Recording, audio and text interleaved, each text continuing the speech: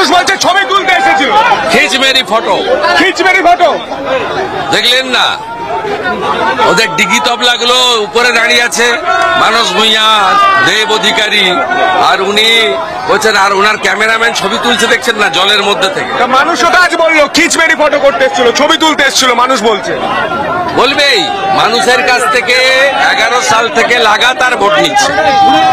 11 বিধানসভা, 13 পঞ্চায়েত, 14 লোকসভা, 15 পৌরসভা, 16 বিধানসভা, 18 পঞ্চায়েত, 19 লোকসভা। মানে শুধু ভোট দেন, ঘাটাল মাস্টার প্ল্যান করে দেন না। এই মুহূর্তে শুভেন্দু অধিকারী তিনি মিছিল শুরু করে দিয়েছেন, আস্তে আস্তে এগিয়ে চলেছেন। আমি ছবি দেখানোর চেষ্টা করি।